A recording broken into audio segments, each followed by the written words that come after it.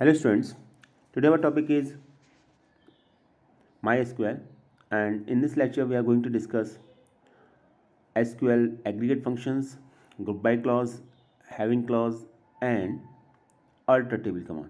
Okay, so in our previous lecture we already discussed some aggregate functions and group by clause, but it is very important topic. So let us take a quick revision of all these topics again.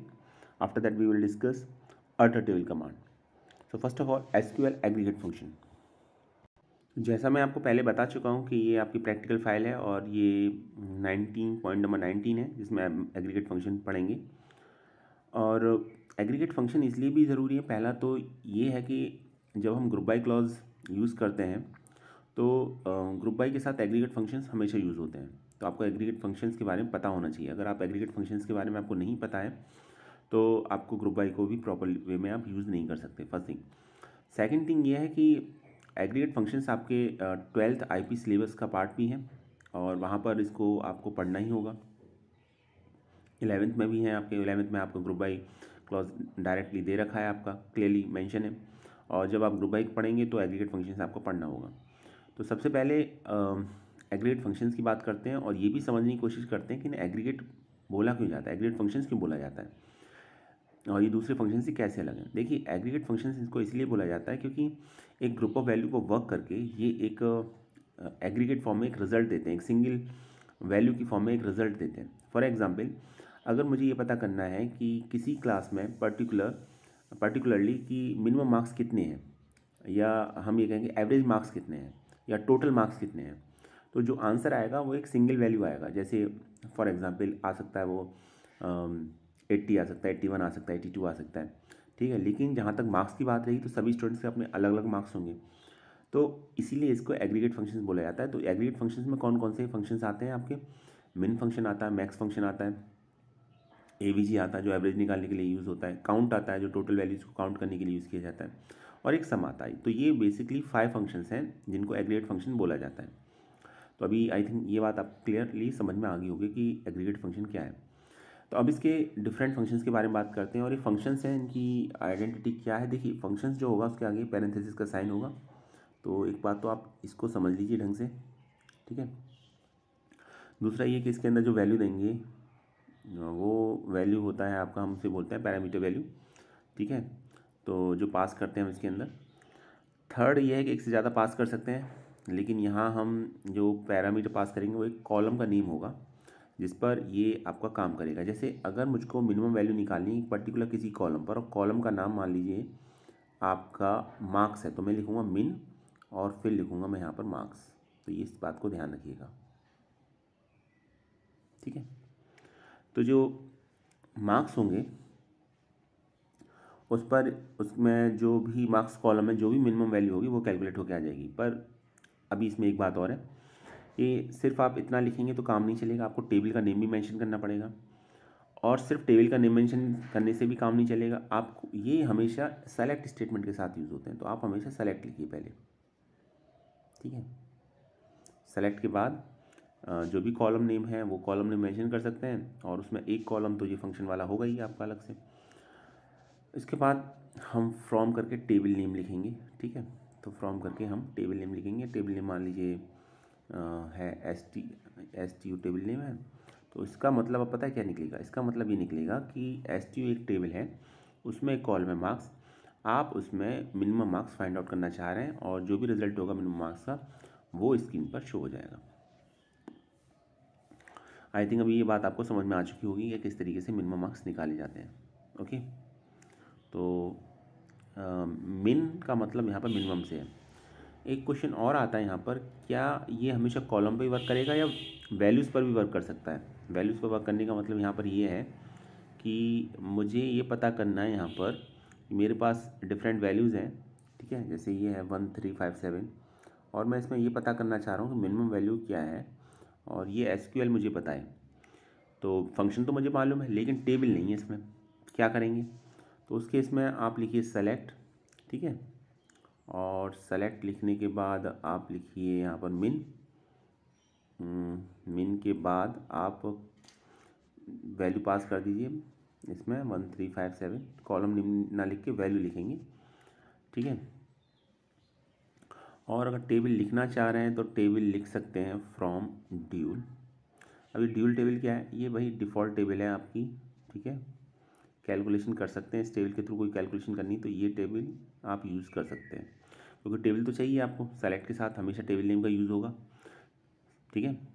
तो ये आप ध्यान रखिएगा।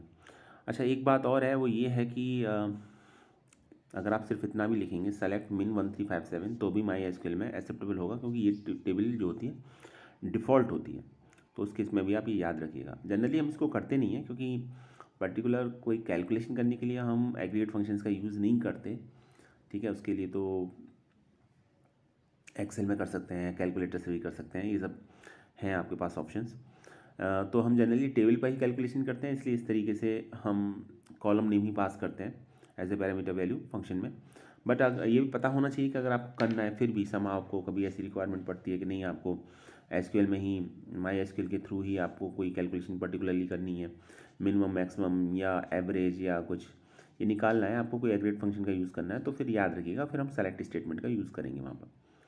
तो अभी I think ये बात आपको समझ में आ चुकी होगी, ठीक है। बात करते हैं सेकंड की, मैक्स की। तो जैसा नाम है मैक्स का, मिनिमम वैल्यू निकालने के लिए यूज़ किया जाता है, तो मैक्स से आपको ये बात तो समझ में आ ही रही होगी कि मैक्स से मैक्सिमम वैल्यू फाइंड आउट होगी। तो बाकी सब चीज़ें तो सेम रहेंगी, बाकी सब कुछ सेम रहेगा। सेलेक्ट स्टेटमेंट मैक्स के साथ भी आएगा, फ्रॉम टेबल नेम मैक्स के साथ भी आएगा। अच्छा, एक और है इसमें, अगर कंडीशन है आपके साथ तो वेयर के साथ आप कंडीशन को मेंशन कर सकते हैं, और कंडीशन नहीं है तो कोई रिक्वायरमेंट इसकी नहीं है, ये ऑप्शनल है। कंडीशन है तो आप वेयर यूज़ कीजिए, कंडीशन नहीं है तो वेयर को भी यूज़ करने की ज़रूरत नहीं है। तो एग्रीगेट फंक्शन में जो मैक्स सेकंड जो एग्रीगेट फंक्शन है मैक्स, बेसिकली ये मैक्सिमम वैल्यू फाइंड आउट करने के लिए यूज़ किया जाता है, ठीक है। चलिए आगे देखते हैं। चलिए एक टेबल लेते हैं। आप टेबल ले लिया आपने, STU_REC, और इसमें 3 कॉलम्स हैं, रोल नंबर, नेम और मार्क्स। अब आपको मिनिमम मार्क्स पता करने हैं, तो हम लिखेंगे सेलेक्ट, लिखेंगे मिन, ब्रैकेट में लिखेंगे मार्क्स, कॉलम का जो नेम है, ठीक है। ये ध्यान रखिएगा। चलिए फिर इसके बाद फ्रॉम, इसके बाद टेबल का नेम, टेबल का नेम के बाद कंडीशन है तो कंडीशन लिखिए, कंडीशन नहीं है तो लिखने की कोई ज़रूरत भी नहीं है उस कंडीशन को। तो फिर कंडीशन के अकॉर्डिंग बिहेव करेगा। जैसे यहाँ पर लिख रखा है आपने, where marks is less than 80, marks 80 से कम हो, तो मार्क्स 80 से कम का मतलब है ये दोनों कॉलम आपके, ये दोनों वैल्यू सेलेक्ट होंगी, उसमें से जो मिनिमम वैल्यू होगी वो सेलेक्ट होगी। हालांकि हम इसको नहीं भी लिखते तो अभी 72 ही सेलेक्ट होती, तो एक अलग बात है। लेकिन यहाँ पर बताने का मकसद सिर्फ आपको इतना है कि जो भी कुछ हम वेयर के साथ लिखेंगे, कंडीशन जो भी मेंशन करेंगे, उस कंडीशन के अकॉर्डिंग ही वर्क होगा आपका, ठीक है। तो ये ध्यान रखिएगा आप। आगे चलते हैं। ऐसे ही आपको अगर मैक्सिमम निकालना है तो फिर आप क्या लिखेंगे, फिर यहाँ पर आप मिन की जगह मैक्स लिखेंगे। बाकी सब कुछ वैसा ही रहेगा जैसे पहले था, कुछ चेंज नहीं होगा। सेलेक्ट भी यूज़ होगा, फ्रॉम भी यूज़ होगा, टेबल नेम पहले की तरह यूज़ होगा। कंडीशन है तो कंडीशन को लिखिए, कंडीशन नहीं है तो कंडीशन को लिखने की कोई ज़रूरत नहीं है। अब ये उस कॉलम में 79 आंसर आएगा मैक्सिमम वैल्यू का, और कंडीशन क्या है, marks is less than 80, marks is less than 80 है, ठीक है। तो लेस देन 80 में हाईएस्ट मार्क्स कौन से हैं, लेस देन 80 तो ये दोनों वैल्यू हो गई, इसमें से हाईएस्ट वैल्यू क्या हो गई, 79, तो 79 इस केस में आंसर आ जाएगा आपका, देखिए, ठीक है। तो ये मैक्सिमम वैल्यू आ जाएगी, क्योंकि मैक्सिमम वैल्यू का जो सिलेक्शन होगा वो 72 और 79 में होगा। रेस्ट जो वैल्यूज़ हैं वो इस कंडीशन को सेटिस्फाइड नहीं कर रही, where marks is less than 80, तो वो तो फिर काउंट ही नहीं होंगी। तो इनमें से जो मैक्सिमम वैल्यू सेलेक्ट होगी वही आपका आंसर होगा, और आंसर आ जाएगा इस केस में 79, ठीक। आगे बात करते हैं। नेक्स्ट आता है आपका काउंट फंक्शन, एवरेज फंक्शन और सम फंक्शन। अब आई थिंक इसमें बहुत ज़्यादा कुछ मुझे बताने की ज़रूरत नहीं है, आपको नेम देख के ही समझ में आ रहा होगा। काउंट से हम total number of records count करते हैं, ठीक है। तो एक ये है। अच्छा, एक बात और बतानी थी आपको, एक कीवर्ड होता है डिस्टिंक्ट।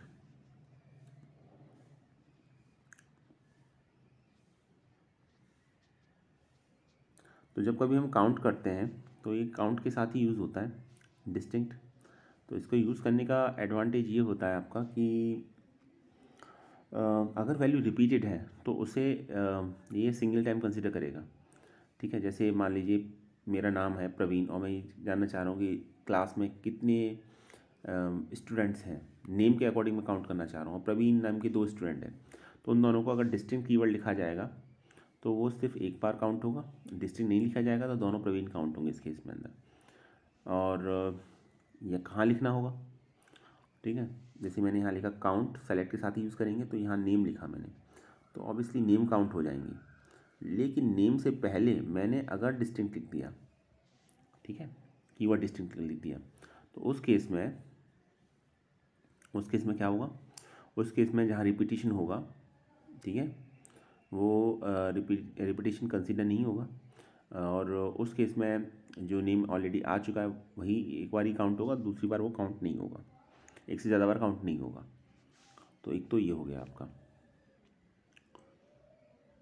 अभी इसमें एग्जाम्पल दे नहीं रखा डिस्टिंक्ट का, मैं आपको जब लैब के रिगार्डिंग इसमें अभी वीडियोस बनेंगे तो उसमें मैं इसको करके दिखाऊंगा आपको। और ये सेकंड लास्ट वीडियो है MySQL की प्रैक्टिकल फाइल का, जहाँ तक लिखने की बात है। प्रैक्टिकल हम इसके बाद ही स्टार्ट करेंगे। तो जो आपका वीडियो होगा 1 नवंबर का, वो प्रैक्टिकल से स्टार्ट होगा आपका, याद रखिएगा। तो प्रैक्टिकल इसका करके देखेंगे, सबको एग्जीक्यूट करके देखेंगे किस तरीके से ये काम करते हैं। तो बात चल रही थी काउंट की, तो आपने देखा जैसे मिन को यूज़ कर रहे थे, मैक्स को यूज़ कर रहे थे, वैसे ही काउंट को यूज़ करेंगे। तो काउंट का पहले तो पता होना चाहिए काउंट करता क्या है। काउंट जैसे लिखा हुआ देखिए फर्स्ट लाइन में, the count function returns the number of rose that indicated specified criteria. जो पर्टिकुलर किसी स्पेसिफाइड क्राइटेरिया को फुलफिल करते हैं उनको ये काउंट करता है, नंबर ऑफ रोज काउंट करके देता है हमेशा ये। तो नंबर ऑफ रोज काउंट करके देगा हमेशा ये, ठीक है। बाकी तो सब इसका सेम ही है। सेलेक्ट को पहले भी यूज़ कर रहे थे, अभी भी यूज़ करेंगे। फ्रॉम टेबल नेम पहले भी था, अभी भी है। कंडीशन अगर है तो कंडीशन लिखिए, नहीं है तो फिर लिखने की ज़रूरत नहीं है इसको, ठीक है। तो एक एग्जांपल देखते हैं, मार्क्स का ही एग्जांपल देखते हैं। हमने यहाँ लिखा select count marks from table st_info। From table name में यहाँ पर st_ रिकॉर्ड है, REC है, सॉरी st_REC है। कंडीशन यहाँ दे रखी है, कंडीशन क्या दे रखी है, where marks is less than 80। तो ये सिर्फ उन्हीं रिकॉर्ड्स को काउंट करेगा जहाँ मार्क्स 80 से लेस हैं। और ऐसे कितने रिकॉर्ड हैं, अभी तो था, बताया था मैंने आपको 72 और 79। तो टोटल नंबर ऑफ रिकॉर्ड कितने हो गए, 1 और ये 2। तो आंसर कितना आएगा, आंसर आएगा 2। तो ये काउंट का था आपका। जैसे मैंने बताया कि वेयर कंडीशन है तो वेयर क्लॉज का यूज़ कीजिए, कंडीशन नहीं है तो वेयर क्लॉज का यूज़ करने की ज़रूरत नहीं है, ठीक है। बात करते हैं AVG की। ये AVG क्या है, एवरेज निकालने के लिए ये फंक्शन यूज़ किया जाता है। और बाकी तो सभी बातें वैसी ही रहेंगी जैसे मिन मैक्स और काउंट के लिए अप्लाई हो रही थी। इसका मतलब सेलेक्ट के साथ ही यूज़ करेंगे, टेबल नेम मेंशन करेंगे, कंडीशन है तो कंडीशन देंगे, कंडीशन नहीं है तो कंडीशन नहीं देंगे, ओके। उस केस में जैसे देखिए इसमें भी मैंने सेमी कंडीशन लिखी है, तो बस एक चेंज किया है इसमें। टेबल वही है st_REC, आप देख ही रहे हैं। सेलेक्ट फिर AVG, एवरेज निकालने के लिए फंक्शन का यूज़ किया मैंने। और कॉलम का नेम दे दिया एज ए पैरामीटर वैल्यू, जो है यहाँ पर इस केस में मार्क्स। टेबल st_REC है ही आपके पास, और कंडीशन फिर से सेम ही कंडीशन दे दी है, मार्क्स इज लेस देन 80। और मार्क्स हमारे पास क्या आते हैं, 72 और 79। तो इन दोनों का एवरेज निकालेंगे तो कितना आएगा, 75.5, ये एवरेज आएगा। अब ये एवरेज आएगा तो यहाँ आपका आंसर भी आएगा, एक सिंगल वैल्यू आंसर आएगा, क्योंकि ये एग्रीगेट फंक्शन है, इसकी पहचान भी है। चलिए तो ठीक है, एक तो ये हो गया आपका, एवरेज हो गया आपका, ठीक। एवरेज के बाद नेक्स्ट देखते हैं सम। लास्ट है ये, क्योंकि अभी हमने मिन देख लिया, मैक्स को पढ़ लिया, काउंट, एवरेज, और अब लास्ट में सम। तो इसमें कुछ बहुत ज़्यादा बताने की ज़रूरत नहीं है, आई थिंक अब तो आपको आइडिया लगी गया होगा।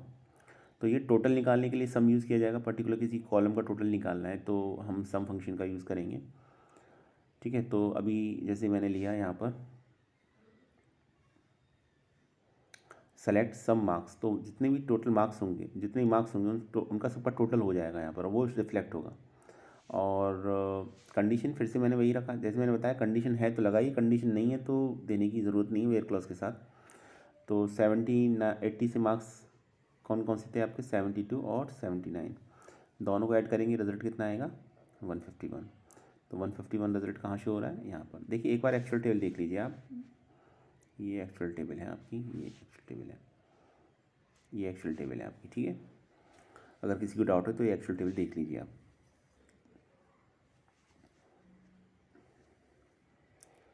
तो ये यहाँ रिफ्लेक्ट भी हो रहा है, दिख भी रहा है यहाँ पर। बाकी तो सेलेक्ट को पहले की तरह यूज़ कर रहे थे, अभी भी यूज़ करेंगे, तो उसमें तो कुछ है ही नहीं, उसमें कुछ ज़्यादा सोचना भी नहीं है आपको। फ्रॉम के साथ टेबल नेम, वेयर के साथ कंडीशन, जो भी कंडीशन लगाते हैं, और आउटपुट आएगा। तो ये एग्रीगेट फंक्शंस थे, डिफरेंट वैल्यूज़ होती हैं और आपका रिजल्ट एक सिंगल वैल्यू की फॉर्म में आता है, इसलिए इसको एग्रीगेट फंक्शंस बोलते हैं। तो इस तरीके से ये काम करते हैं। चलिए आगे देखते हैं। ये हो गया आपका फंक्शंस हो गए। अब बात करते हैं ग्रुप बाई। तो ग्रुप बाई क्लॉज बहुत इंपॉर्टेंट भी है और सिलेबस का पार्ट भी है, और ये एक ऐसा क्वेश्चन है, ये एक ऐसा टॉपिक है कि ये टॉपिक आपका बोर्ड एग्ज़ाम में पूछा जाता है, इससे रिलेटेड हमेशा एक क्वेश्चन पूछा जाता है, एक से ज़्यादा ही पूछे जाते हैं। और ये एक ऐसा एक हम कहें कि टॉपिक है कि जिस पर ये तो डेफिनेट है कि बोर्ड एग्ज़ाम में क्वेश्चन आएंगे। आप प्रीवियस ईयर्स के क्वेश्चन पेपर उठा के देखिए, आपको ग्रुप बाई के क्वेश्चन मिलेंगे वहाँ पर, डेफिनेटली मिलेंगे, हर बार आता है रेगुलर बेसिस पर। तो इसको समझना थोड़ा ज़रूरी है, थोड़ा सा बाकी के कंपैरिजन में मुश्किल भी है, लेकिन अगर आपको कॉन्सेप्ट क्लियर है तो आपको कोई मुश्किल नहीं आएगी। देखिए सबसे पहले तो मैं पॉइंट बाय पॉइंट बात करता हूँ, ग्रुप बाई का यूज़ करते क्यों हैं। तो ग्रुप बाई का यूज़ हम इसलिए करते हैं क्योंकि हमें जो आइडेंटिकल डेटा है और उसका ग्रुप बनाना होता है, उस ग्रुप की फॉर्म में अरेंज करना होता है, इसलिए हम ग्रुप बाई का यूज़ करते हैं, ठीक है। और ग्रुप बाई के साथ ऑर्डर बाई भी यूज़ किया जा सकता है और वेयर भी यूज़ किया जा सकता है। तो जैसे हम ग्रुप बाई को कभी इंडिविजुअल तो यूज़ करेंगे नहीं, हम ग्रुप बाई को सेलेक्ट के साथ यूज़ किया जाता है। तो पहले आप सेलेक्ट लिखिए, सेलेक्ट के बाद जितने भी कॉलम नेम है वो सब लिखते हैं, फ्रॉम टेबल नेम लिखते हैं, वेयर के बाद कंडीशन लिखते हैं। तो इतना तो हम जनरली करते थे, ठीक है, वहाँ तक तो हो गया आपका। बात इसके बाद स्टार्ट होती है, अगर आपको ग्रुप बाई यूज़ करना है तो उसके बाद आप ग्रुप बाई करेंगे, जिसके बिहार पर भी इस कॉलम का भी में भी आपको ग्रुप बनाना है, उस कॉलम का नाम आप ग्रुप बाई के बाद लिखेंगे। और अगर उसको फिर आपको अरेंज भी करना है इंक्रीजिंग और डिक्रीजिंग ऑर्डर में, तो फिर आप उसके बाद ऑर्डर बाई लिखेंगे, ठीक है। तो ये इसका सिंटैक्स है। तो एक एग्जाम्पल लेते हैं, समझने की कोशिश करते हैं किस तरीके से काम करता है, आपको समझ में आएगा। ये देखिए एक टेबल है, ठीक है। इस टेबल में आप ये देखिए कुछ नेम हैं जो रिपीट हो रहे हैं, कुछ नेम हैं जो रिपीट नहीं हो रहे हैं, और हम इन नेम के बिहाफ पर ग्रुप बनाना चाह रहे हैं।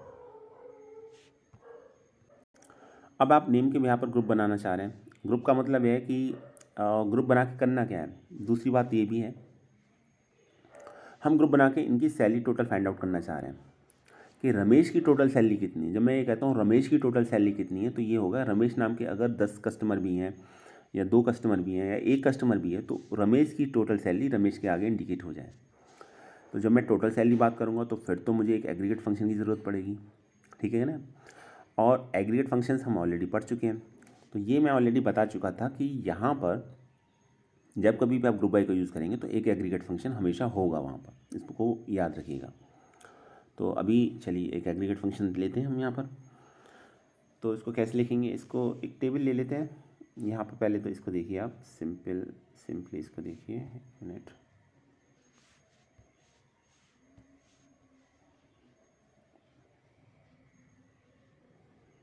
सिर्फ इसको देखिए आप अभी फ़िलहाल। सेलेक्ट, तो अभी आपको नेम भी प्रिंट कराना है, तो आपने लिया नेम, और जितने भी नेम हैं उनकी सैलरी प्रिंट करानी है, तो हम लेंगे सम सैलरी, एग्रीगेट फंक्शन ले लिया हमने यहाँ पर। फ्रॉम के बाद लिया टेबल नेम, टेबल नेम क्या हो जाएगा, कस्टमर, और हमको बनाना है ग्रुप किसका, नेम का, तो हमने लिखा ग्रुप बाय नेम, ठीक है। तो ये आपका कमांड हो गई। तो जितने भी नेम हैं उनका वो सिंगल टाइम अपीयर होगा, और उनकी जितनी भी आपकी सैलरी होगी वो उसके सामने इंडिकेट हो जाएगी। जैसे हार्दिक की सैलरी 8500 है, ये इंडिकेट हो जाएगी आपकी। चलिए आगे बात करते हैं हैविंग क्लॉज की। अब हैविंग क्लॉज हमेशा ये याद रखिएगा कि ग्रुप बाय के साथ आता है। अगर ग्रुप पर कोई कंडीशन है तो वो कंडीशन हम हैविंग क्लॉज के साथ यूज़ करते हैं। वेयर के साथ क्यों नहीं करते? क्योंकि वेयर के साथ जो वेयर कीवर्ड है वो एग्रीगेट फंक्शन के साथ यूज़ नहीं करते हम वेयर को। तो कभी भी अगर आपको एग्रीगेट फंक्शन के साथ कोई कंडीशन यूज़ करनी है, और एग्रीगेट फंक्शन तो ग्रुप बाय के साथ ही यूज़ होते हैं, तो इनडायरेक्टली मैं ये कहूँ कि ग्रुप बाय के साथ अगर कोई कंडीशन है तो उस कंडीशन को हमेशा हैविंग के साथ ही मेंशन करेंगे। ग्रुप पर कोई भी कंडीशन है उसको हैविंग के साथ मेंशन करेंगे। और हैविंग को लिखेंगे कहाँ? एक सेकंड क्वेश्चन ये आ गया, देखिए सेलेक्ट तो हम पहले लिख रहे थे, उसके बाद फ्रॉम वेयर, यहाँ तक तो क्लियर था आपको। इसके बाद ग्रुप बाय लिख रहे थे। अगर ऑर्डर बाय भी आपको मैनेज भी करना है तो ऑर्डर बाय लिखेंगे बाद में, उससे पहले हैविंग कंडीशन लिखेंगे। या मैं इसको ऐसे कहूँ कि ग्रुप बाय के बाद जस्ट आफ्टर ग्रुप बाय आपको हैविंग क्लॉज लिखना है, अगर कंडीशन है तो। नहीं है तो लिखना ही नहीं है, वो तो अलग बात हो गई। लेकिन अगर है तो फिर ग्रुप बाय के बाद आपको जो ग्रुप पर रिलेटेड कंडीशन है, एग्रीगेट फंक्शन से रिलेटेड कंडीशन है, वो आपको हैविंग के साथ मेंशन करनी है। ठीक, चलिए ये हो गया आपका। ये देखिए यहाँ पर, अब यहाँ पर जैसे ये है select count ID age from customers group by age, तो एज के यहाँ पर आपने ग्रुप बनाया और यहाँ कंडीशन दे दी एज की आपने, having age is less than 26। ठीक है, तो यहाँ पर इसके अकॉर्डिंग ये डेटा शो हो जाएगा। ये ऑलरेडी हम पिछली बार डिस्कस कर चुके थे। चलिए आइए कुछ अब बात करते हैं अल्टर टेबल कमांड की। बहुत इंपॉर्टेंट है ये अल्टर टेबल कमांड। सबसे पहले तो ये समझ लीजिए ये एक DML स्टेटमेंट है, सॉरी DDL स्टेटमेंट है, DDL। और DDL की फुल फॉर्म क्या होती है? Data definition language. तो DDL से रिलेटेड स्टेटमेंट है ये। तो DDL में हम जानते हैं कि जो भी टेबल के स्ट्रक्चर से रिलेटेड कमांड्स आती हैं वो DDL के अंदर आती हैं। तो इसमें भी हम टेबल के स्ट्रक्चर को चेंज कर सकते हैं। पहले हमने बना दिया है। देखिए अभी तक हम कौन कौन से DDL स्टेटमेंट पढ़ चुके हैं। हमको अगर टेबल क्रिएट करनी है तो हम क्या यूज़ करते थे? Create table command. हमको अगर टेबल ड्रॉप करनी है तो हम करते थे drop command, drop table command का यूज़ करते थे। और अगर हमको अब अगर अल्टर करना है, चेंज करना है, पहले से एक टेबल बनी हुई है और उस टेबल को हमको अगर चेंज करना है, चेंज करने का मतलब है कि हम उसमें एक कॉलम ऐड करना चाह रहे हैं, या पहले से कोई एग्जिस्टिंग कॉलम है, उस एग्जिस्टिंग कॉलम में हमको डेटा टाइप का साइज़ बढ़ाना है या डेटा टाइप चेंज करना है, तो वो हम कर सकते हैं इसकी हेल्प से, अल्टर टेबल कमांड की हेल्प से। तो देखिए पहले लिखा हुआ the alter table statement is use to add, delete और modify column in an existing table. पहले से कोई एग्जिस्टिंग टेबल है और उस टेबल में हम किसी भी कॉलम को ऐड, नए कॉलम को ऐड करना चाह रहे हैं, एग्जिस्टिंग कॉलम को डिलीट करना चाह रहे हैं, या जो एग्जिस्टिंग कॉलम है उसके अंदर कुछ मॉडिफिकेशन करना चाह रहे हैं, तो वो हम अल्टर टेबल कमांड के थ्रू कर सकते हैं। कैसे करेंगे या हम आगे देखेंगे। एंड सेकंड पॉइंट है the alter table statement is also use to add and drop various constant और ऑन एन एग्जिस्टिंग टेबल। तो सिर्फ ऐसा नहीं है कि हमको सिर्फ कॉलम ही ऐड करना है, कॉलम को डिलीट करना है या कॉलम को ही मॉडिफाई करना है। अल्टर टेबल कमांड के थ्रू हम जो कंस्टेंट्स हैं, जैसे नॉट नल है, यूनिक है, प्राइमरी की है, फॉरेन की है, चेक है, डिफ़ॉल्ट है, इन कंस्टेंट को भी अप्लाई कर सकते हैं। अगर हमने टेबल क्रिएशन के टाइम पर ये कंस्टेंट अप्लाई नहीं किए हैं या पहले से कर रखे हैं और हमको इनको डिलीट करना है, हटाना है, तो हम अल्टर टेबल कमांड के थ्रू इनको हटा सकते हैं या अप्लाई कर सकते हैं बाद में भी। क्योंकि अक्सर ऐसा होता है कि at the time of table creation आपने अप्लाई नहीं किया, कोई कंस्टेंट अप्लाई नहीं किया, लेकिन बाद में आप अप्लाई करना चाह रहे हैं, तो ऐसा नहीं है कि आपको दोबारा से टेबल बनानी पड़ेगी और पहली टेबल को डिलीट करना पड़ेगा, उसकी ज़रूरत नहीं है। आप अल्टर टेबल कमांड के थ्रू आप बाद में भी उन कंस्टेंट को अप्लाई कर सकते हैं, और अगर कंस्टेंट को हटाना है तो वो भी हटा सकते हैं। ठीक है, तो आज के टॉपिक में तो हम इसे अल्टर टेबल कमांड में सिर्फ ये सीखेंगे कि कॉलम कैसे ऐड किए जाते हैं, कॉलम कैसे डिलीट किए जाते हैं और कॉलम कैसे मॉडिफाई किए जाते हैं अल्टर टेबल कमांड के थ्रू। नेक्स्ट वीडियो में हम ये समझेंगे कि कंस्टेंट को कैसे अप्लाई किया जाता है इसके थ्रू। ठीक है, तो चलिए बात करते हैं। सबसे पहले ही देखिए इसका सिंटैक्स, देखिए इसका सिंटैक्स समझने की कोशिश कीजिए। सिंटैक्स क्या है इसका? सबसे पहले लिखते हैं हम अल्टर टेबल।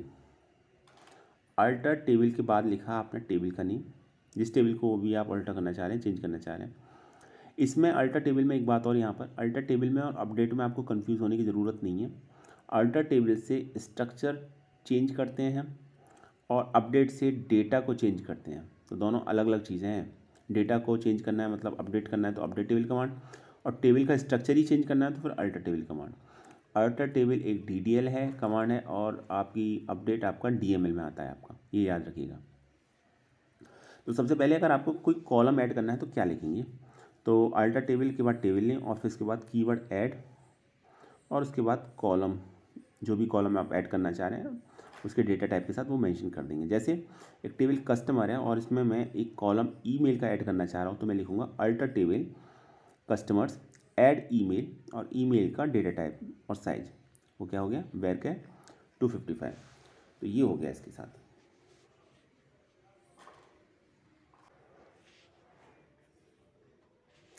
चलिए आगे देखते हैं।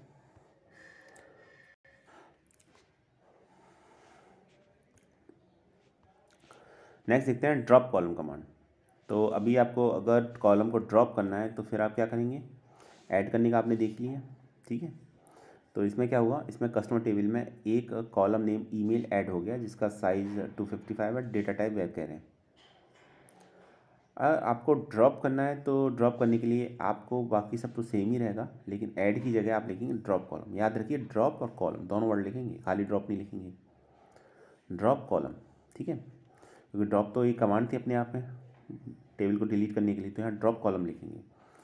तो लिखेंगे अल्टर टेबल, टेबल का नेम, एग्जाम्पल लेते हैं, टेबल का नेम हो जाएगा कस्टमर, और फिर लिखेंगे यहाँ पर कॉलम नेम, कॉलम नेम हो जाएगा ड्रॉप कॉलम, और उसके बाद जिस कॉलम का भी आप ड्रॉप करना चाह रहे हैं सिर्फ उसका नेम लिखेंगे। ये सब लिखने की ज़रूरत नहीं है, इसका डेटा टाइप और साइज़ का कॉलम का नेम लिखेंगे, क्योंकि वो ज़रूरत तो तब पड़ती है जब हम ऐड कर रहे हैं, तो वहाँ बताना पड़ेगा कि उसका डेटा टाइप और साइज़ क्या है। ड्रॉप कर रहे हैं तो खाली कॉलम नेम लिखेंगे, वो ड्रॉप हो जाएगा आपका। तो याद ये रखिएगा जो मैंने आपको अभी थोड़ी देर पहले बताया है कि ड्रॉप कॉलम लिखेंगे कम्प्लीटली। अक्सर बच्चे यहाँ भी गलती कर जाते हैं, यहाँ खाली ड्रॉप लिखते हैं, तो ड्रॉप कॉलम कम्प्लीट लिखेंगे यहाँ पर, ठीक है। तो एक ये हो गया आपका, इसका सिंटैक्स है, सिंटैक्स भी देख लीजिए। तो एग्जांपल मैंने डायरेक्ट समझा दिया आपको, alter table, table name, drop column, column name. उम्मीद है आपको समझ में आ गया होगा। आगे देखते हैं। अब चलिए मॉडिफाई करना है, तो मॉडिफाई कैसे करेंगे। मॉडिफाई करने के लिए ये है कि आपको अल्टर टेबल, टेबल नेम यहाँ तक तो सेम रहेगा। अभी आपने ड्रॉप के लिए क्या यूज़ किया था,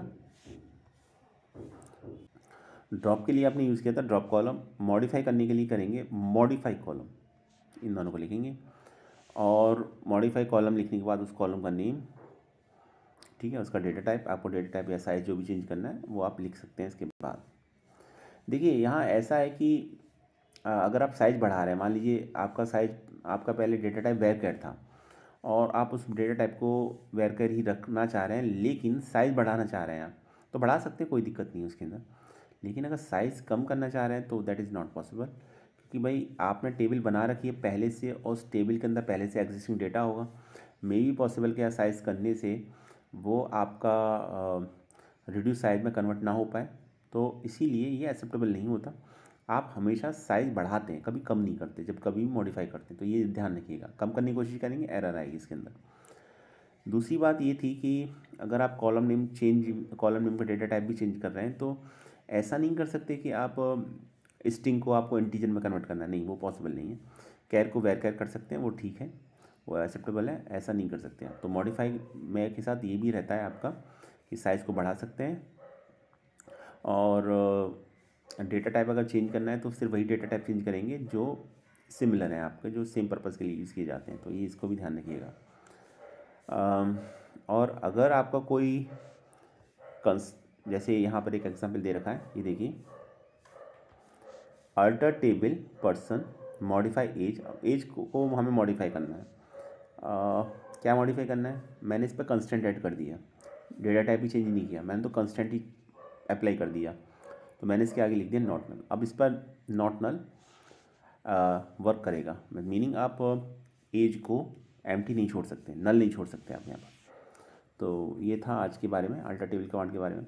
कल डिटेल में कंस्टेंट्स के बारे में पढ़ेंगे कि अल्टर टेबल कमांड के थ्रू कंस्टेंट को कैसे अप्लाई किया जाता है।